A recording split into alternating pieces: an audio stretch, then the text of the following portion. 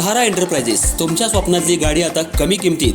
इचलकरंजी शहरालगत असलेल्या कबनूर चंदूर रोडवर कोन्नूर पार्कमधल्या सहारा एंटरप्राइजेस इथं पश्चिम महाराष्ट्रातली विविध बँका आणि फायनान्स कंपन्यांनी जप्त केलेल्या जुन्या दुचाकी आणि चारचाकी गाड्यांची विक्री केली जाते. शोरूम किमतीपेक्षा 25 ते 50% कमी दरात, उत्तम स्थितीत आणि संपूर्ण कागदपत्रांसह त्वरित डिलिव्हरी. दुचाकी 20,000 पासून पुढे तर चारचाकी 50,000 पुढे. आपल्या पसंतीची कार किंवा बाईक आता अगदी परवडणाऱ्या दरात घेऊन जा. विश्वास, पारदर्शक व्यवहार आणि उत्तम सेवा हेच आमचं वैशिष्ट्य. पत्ता Konnur park, Kabnur Chandur road, Ichalkaranji. Proprietor Rajubhai Ajgar. संपर्क 8055810910 आणि 9860785786. सहारा एंटरप्राइजेस, दर्जा, विश्वास आणि बचत यांचं परिपूर्ण ठिकाण.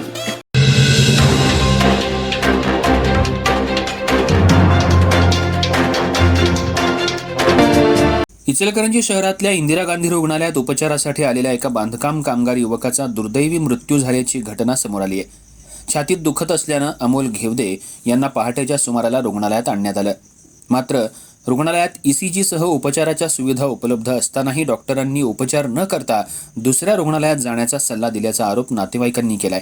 त्यानंतर खासगी रुग्णालयात उपचार सुरू असताना अमोल यांचा मृत्यू झाला. या प्रकरणी नातेवाईकांनी मुख्यमंत्री, उपमुख्यमंत्री, आरोग्य विभाग, जिल्हा प्रशासन आणि पोलीस प्रशासनाकडे लेखी तसंच ऑनलाईन तक्रार दाखल केली आहे.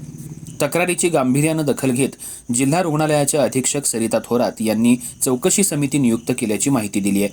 समितीच्या अहवालानुसार दोषींवर कारवाई करण्यात येईल असा इशाराही प्रशासनाकडून देण्यात आलाय.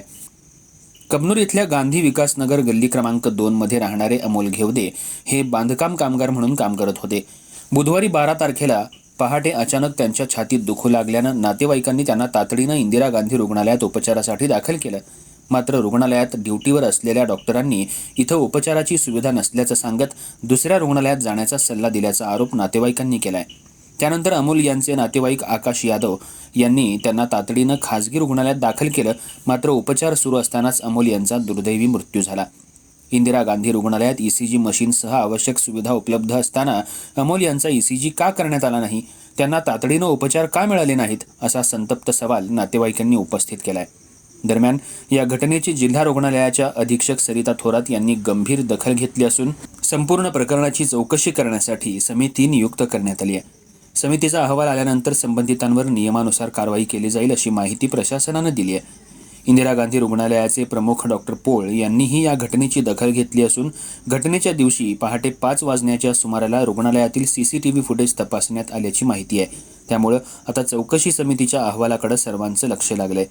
सर्वसामान्य नागरिकांना वेळेत आणि योग्य उपचार मिळावेत यासाठी शासनाकडून शासकीय रुग्णालयांमध्ये कोट्यवधी रुपये खर्च करून विविध सुविधा उपलब्ध करून दिल्या जातात. मात्र सुविधा उपलब्ध असूनही रुग्णांना वेळेवर उपचार मिळत नसतील तर त्याची जबाबदारी कुणाची, असा गंभीर सवाल या घटनेनंतर उपस्थित झालाय. अमोल घेवदे यांच्या पश्चात आई, पत्नी, मुलगा आणि लहान मुलगी असा परिवार आहे. हातावर पोट असलेल्या या कुटुंबाचा आधार असलेल्या अमोल यांच्या मृत्यूमुळे कुटुंबावर दुःखाचा डोंगर कोसळलाय.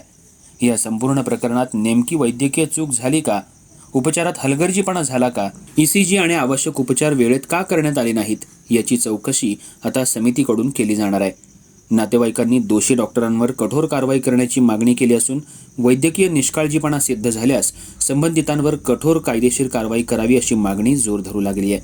आता चौकशी समितीच्या अहवालात नेमकं काय समोर येतं आणि त्यानंतर प्रशासन कोणती कारवाई करतं याकडे सर्वांचं लक्ष लागलंय.